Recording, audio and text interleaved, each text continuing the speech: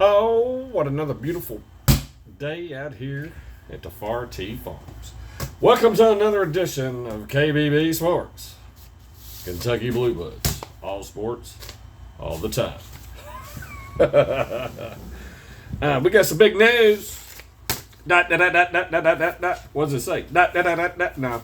No. Kentucky basketball. Dick Viagra Vitale throwing shade at Kentucky. We're gonna go throw some shade at us. All right, Dick. Now, listen to me. Some people have Kentucky derangement syndrome. KDS. It's Dick. He seems to believe we've got a cupcake schedule. We've got too many cupcakes on our pre-conference schedule. 5 legit challenges. I don't know about that. BBN, Cats fans, and players deserve a more challenging schedule in getting ready for the SEC, especially having a team worth over $21 million in NIL. Allegedly, Dick Vitale made that comment. Well, nobody's schedule's complete, genius. Either way, our schedule's strong. It's Viagra strong there, Dick. Now, Jay Batt, the new athletic director, how much money is he going to make? Well, somewhere between 30 and 35 million. That's absolutely ludicrous. Let's look at this thing here. Allegedly 2.6 million the first year, and it will rise in the future. Contract 2026 to 2032, base pays 400,000. So 400 times 6. All right, you can just go ahead and do the math on that. 2.2 million supplemental income every year, or 2.2 million supplemental income, but the 400,000's every year base pay. So that's what he's going to get year one. 400 or 2.8. 0.8. I'm sorry, 2.6. Year two, 2.75 mil, 400,000 base pay, and 2.35 in supplemental. Year 3 is 2.9, 400,000, and then another 2.3 supplemental. Year 4, 305 million, 400 base. I just skipped to the end. You add all of his crap up. It goes to 305, 3.2, then 3.35 year 6. And then, year 4 is at 2.65, then it goes to 2.8, then 2.95 supplemental. And at the end of the day, a dude's going to get between $30 and $35 million. There's so many bonuses on this thing, I got tired of reading them, just stop. If he gets fired, he gets 75% on monthly installments. Bats has to seek other sources of income to offset the university pays them. So UK is somewhere in the ballpark, like I said, 35 million to be safe. That's absolutely insane. But at least the contract is written a whole lot better than some of these others. I think they learned, all right, from previous mistakes. Returning production for the basketball team versus the rest of the SEC is absolutely ludicrous. We've got 4 dudes, Marino, Noah, and Cam Williams. They average, those 3 is at 16.8 points. 87.1% of the players are returning to Florida. Georgia, 47.1. Auburn, 42.2. Oklahoma, 42.2. Bama, 36.7. Mississippi State's at 33.4. Vandy's at 29.2. Texas is at 20.9, and then Kentucky's at 18.4%. And then Texas A&M at 15.3. Missouri, 14.4. Tennessee, Soccer, and LSU has 0. South Carolina's at 7.2. They don't care about basketball whatsoever. They're trying to worry about football. I don't know what's happening to the baseball team either. And Tennessee's at 8.2 returning production. It's not very good. Now, we have added Manhattan, Gardner-Webb, James Madison, Grambling State, Northern Arizona, Sacred Heart. What the FUD, Elmer Fudd, are we doing here to our basketball schedule? I mean, I could see Dix Point, but still, I mean, look at the teams we are playing. Nobody else in the country doing that. Let's talk Kentucky football here for a minute, people. The student athlete that they found that had passed away, Nick Smith, 20 years old. You rest in peace, brother. The coroner's report said there was no foul play. Well, they got the coroner's report back. And apparently the young man died by a self-inflicted gunshot wound in his dormitory at around 10:40 a.m. local time on June 8th. Prayers go out to the family and friends and everybody associated with this thing here. Just, prayers in general. I hate to see that. I hate to hear it. Oh, it's terrible. Moving on. Will Steins has been ranked worst head coach in the SEC by On3. Why? No big deal. I get it. He ain't going to get no love. But, I mean, how would you rank him below Silverfield for Arkansas?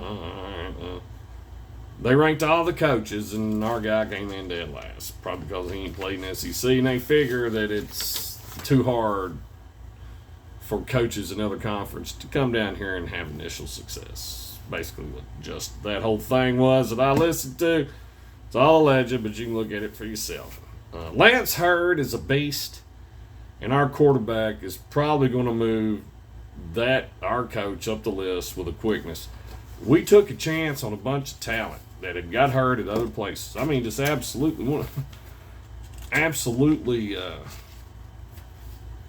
like our running backs, Oklahoma, Texas. They're good if they're healthy. We'll see. We got players, we got dudes, and if they rebound and they're healthy, look out. Speaking of looking out, let's talk about a little baseball here. We got a left-handed pitcher from New Mexico. Right on, man. Cooper Cochran. I hope his nominee pitch is a corkscrew. That'd be hilarious. Alex Kelsey, outfielder. Got him from St. Joe's. He's probably going to play center field. Brody Chrisman, outfield from Akron. Owen Lee, infield from Tennessee Tech. Mason Schneider, right-handed pitcher from West Carolina. He's just rebuilding the roster of veterans. I like the route we're going there. Speaking of baseball on the route, Reds lose to the Mets 9-1. My God. Right now, as we sit here in the great day of our Lord, Reds are 35-38. The Mets are 33-41. I figured they would sweep us, but they didn't. We beat them 12-0 to open the series. My God, it's just bad. Friday, we play the Yankees at 6:05. Yay. Juneteenth or the 19th. Who cares? We need a win. The Reds are 10.5 games back. And if the Yankees beat you,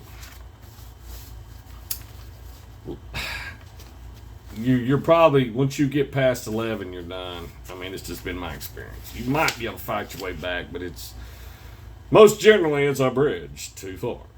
Speaking of that, Tennessee Titans. Xavier Restrepo made a one-handed catch at practice. That's how I know we're not going to be good. When that is your main headline, you can't pick anything up without seeing some nonsense like that on anything the Tennessee Titans. My God. Who cares about a one-handed catch? Saleh gets in front of the camera and talks about his system and his quarterback, and then dismissed all the question about Cam Wart's accuracy issues. Unless you go out there and you play turd brisket, we're going to be at the bottom. I said 5 wins. That's an improvement over 3. But I'll be shocked if Turd Brisket didn't blame my game 4. Now, I had a bunch of Titans fans comment. A bunch of racist people, man.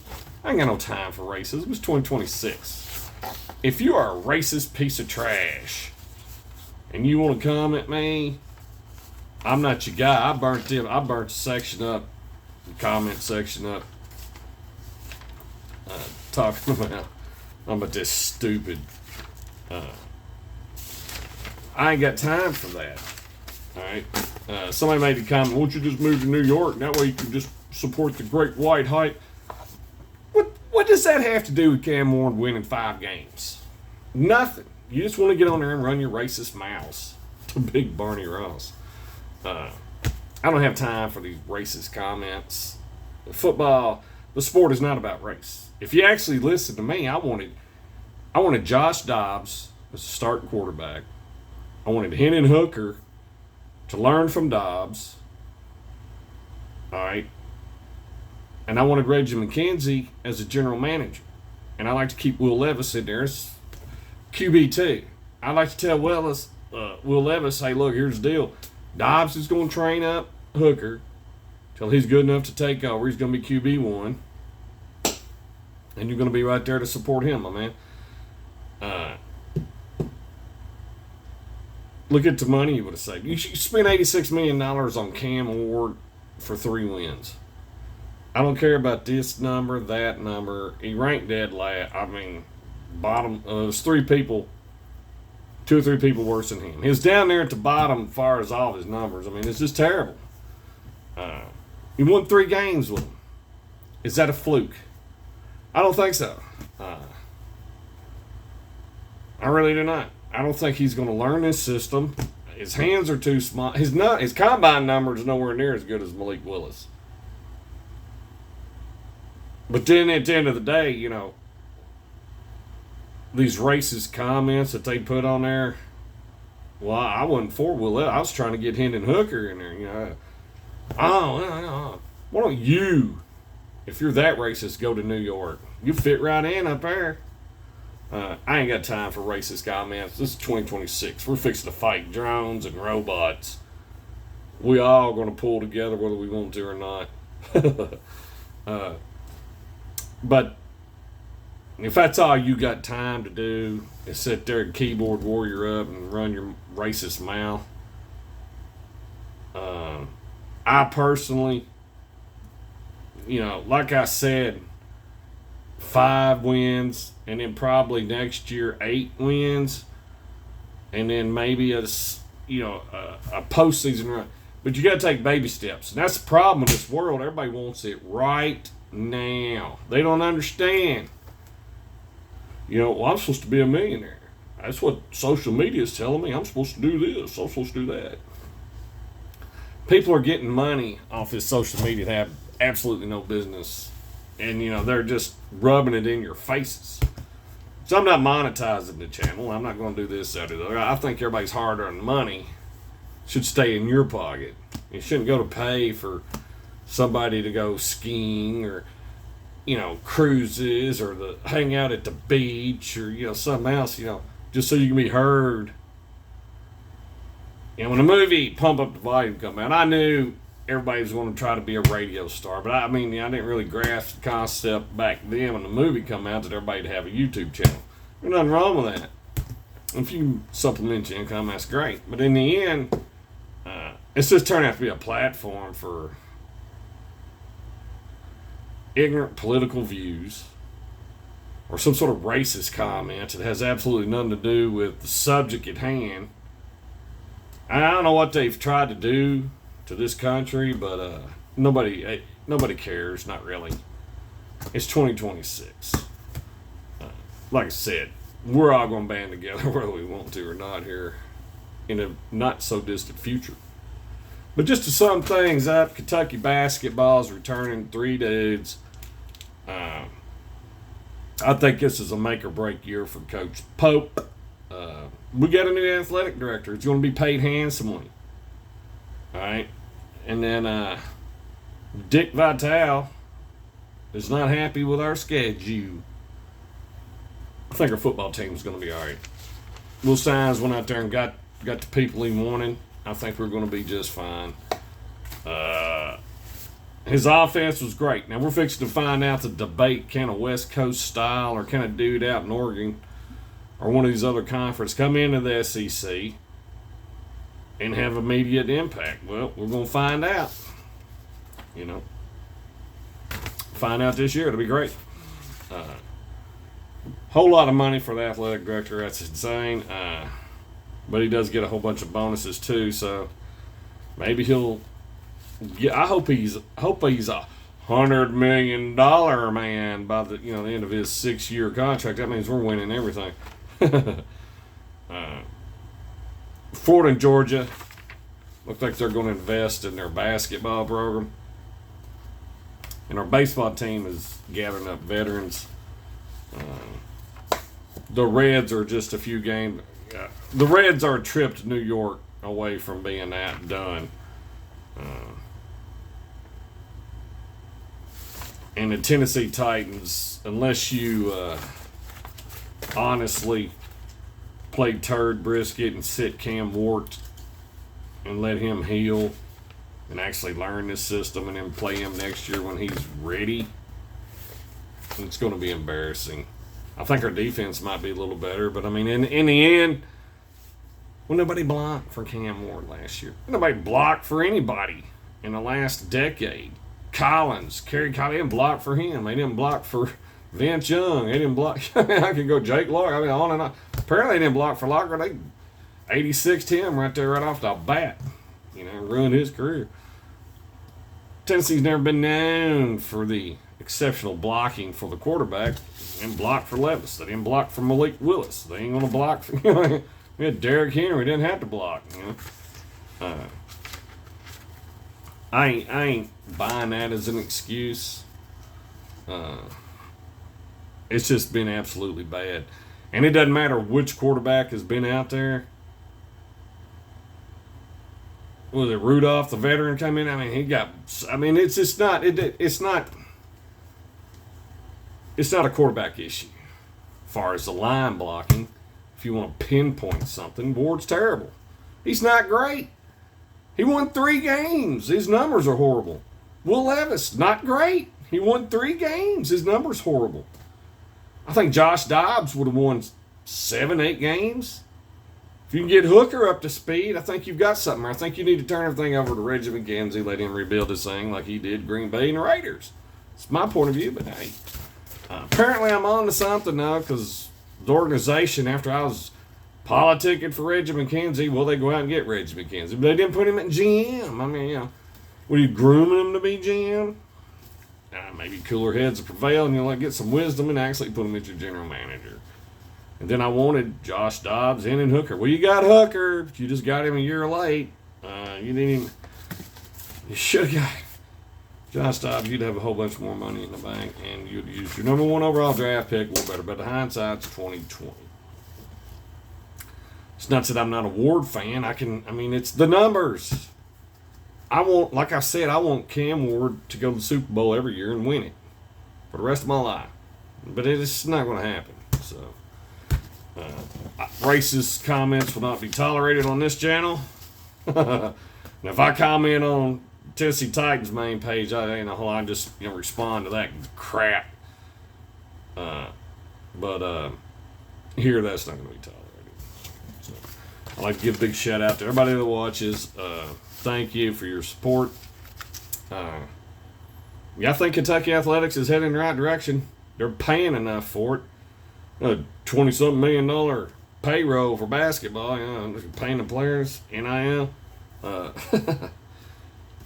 if we are the highest paid team? I don't know. Those teams last year higher than us. Nobody wanted to hear that. I'm smart enough to know. The Yankees ought to win the World Series every year if that's the case. They got that biggest payroll in baseball. It's not always the case. You still got to have chemistry. You still got to gel. You still got to do a whole bunch of other stuff. So I think our basketball team's gelling right along. And there's one more international superstar they're trying to get overseas. And I think if we get him, we're doing good. But Kentucky's not the only one doing that, though. John the Weasel Calipari, he's out there getting them. Rick Pitino. If anybody's smart, they're doing the same thing. So, it's not like it's all Kentucky thing. Maybe we can get a stronger schedule for Dick Vitale next year. I don't know. But this year, I think we're fine. Y'all let me know in the comments, how would you rate Kentucky's basketball schedule? Y'all think about it. I'm out of here.